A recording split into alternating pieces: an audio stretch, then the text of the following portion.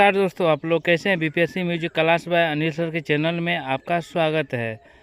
तो supplementary result के बारे में हमारे संदीप सर हैं, जो विधायक हैं, एमएलसी के हैं, वो उसके बारे में क्या बोल रहे हैं आपको हम वीडियो दिखा रहे हैं।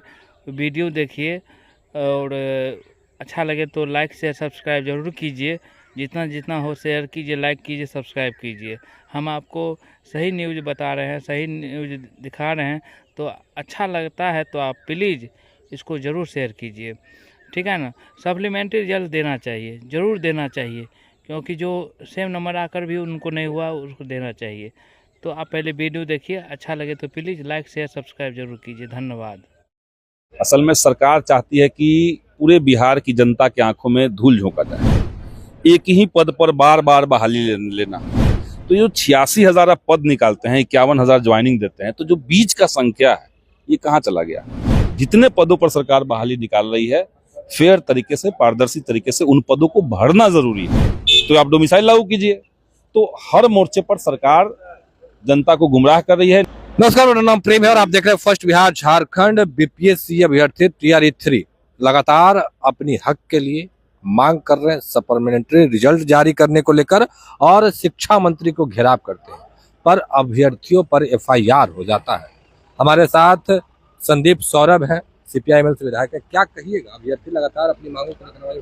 देखिए, अभ्यर्थियों की मांग तो बिल्कुल जायज है, और सरकार जिस तरीके से कर रही है, असल में सरकार चाहती है कि पूरे बिहार की जनता की आंखों में धूल झोंका जाए, एक ही पद पर बार बार बहाली लेना। जैसे सरकार ने बहाली के लिए पद निकाला था 86,000 से ज्यादा, 51,000 के आसपास ज्वाइनिंग लेटर दी गई। तो जो 86,000 आप पद निकालते हैं, 51,000 ज्वाइनिंग देते हैं, तो जो बीच का संख्या है ये कहाँ चला गया। क्योंकि आपने मल्टीपल रिजल्ट दे करके, और जिनका डॉक्यूमेंट में गलती था, इन सब का रिजल्ट दे करके आपने इतनी सीटों को बचा लिया। अब जो बच्चे मिनिमम क्वालिफाइंग मार्क्स के अंदर हैं, कहिए कि कट ऑफ के इक्वल जिनका मार्क्स है, और केवल डेट ऑफ बर्थ के चलते जो लोग बाहर हैं, या एक नंबर से जो लोग बाहर हैं, उनके अंदर आक्रोश तो होगा।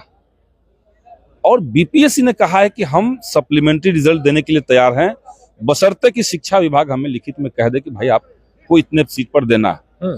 TRE 1 में ये हो चुका है, तो TRE 3 में क्यों नहीं हो सकता है। विधानसभा के अंदर हमने ये सवाल भी पूछा, कोई प्रस्ताव नहीं है। ऐसे कोई जवाब देता है? मंत्री का जिस तरीके का जवाब था कि सप्लीमेंट्री रिजल्ट देने का कोई प्रस्ताव नहीं है। कैसे प्रस्ताव नहीं है? तो आप जितना सीट निकाल रहे हैं, तो आप बिहार के लोगों को क्या काउंट करवा रहे हैं कि हम 86,000 पदों पर बहाली निकाल रहे हैं, और अंत में आप 35,000 पदों पे घोटाला कर ले रहे हैं। आप 51,000 पे ही ज्वाइनिंग करवा रहे हैं। तो ये धांधली बंद होनी चाहिए।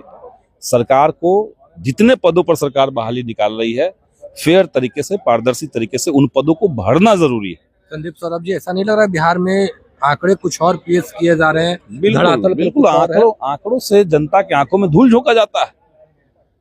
इतना ही नहीं, आप देखिए कि ये TRE 3 में ही 1 to 5 का जब रिजल्ट देखा गया, तो 7,440 रिजल्ट है, और उसमें 6,099 जो बच्चे हैं वो दूसरे राज्यों के हैं। ये कैसे होगा? आज सदन में मैंने ये सवाल किया, तो मंत्री जी ने जवाब दिया कि नहीं, आरक्षित पद जो है उस पर केवल बिहार के बच्चों का हम लोग ले रहे हैं। तो ये कैसे आंकड़ा आ जा रहा है? 7,440 में से 6,099 दूसरे राज्य के बच्चे कैसे आ गए? तो आप डोमिसाइल लागू कीजिए। तो हर मोर्चे पर सरकार जनता को गुमराह कर रही है। नीतीश जी रोजगार, मतलब नीतीश कुमार का पोस्टर जो है वो बिहार के गांव गांव तक पहुंचा दिए, और एक भी बिहारी को नौकरी नहीं मिल रहा है। कह तो रहे कि हम लोगों ने तो दे रहे हैं काफी नौकरी, तो कितना नौकरी नहीं दे रहे हैं ये बताइए। आप 35,000 तो सीट भर ही नहीं रहे हैं TRE 3 में केवल। दूसरा, आप 7,000 बहाली निकाल रहे हैं, 6,000 बच्चे जो हैं वो दूसरे राज्य के हैं। तो दूसरे राज्य के बच्चों से हमारा कोई आपत्ति नहीं है, लेकिन बिहार के नौजवानों का भविष्य कैसे सुरक्षित होगा, ये सोचना सरकार का काम नहीं है। तो कुछ पॉलिसी इस तरह का आप बनाइए। आप कुछ बिहार के युवाओं के लिए कोई डोमिसाइल नीति बनाइए। 100% नहीं कीजिए, आप 85% रखिए, 15% ओपन कर दीजिए सबके लिए। तो इस तरह की पॉलिसी सरकार को बनानी चाहिए। संदीप सौरभ जी, शिक्षा मंत्री के जो अभ्यर्थी घेराव करने के लिए पहुंचते हैं, उन पे कार्रवाई होती है, FIR होता है। बिहार में यही चल रहा है। जब तक अभ्यर्थी सही तरीके से अपनी बात कह रहे थे, सरकार सुनने के लिए तैयार नहीं थी।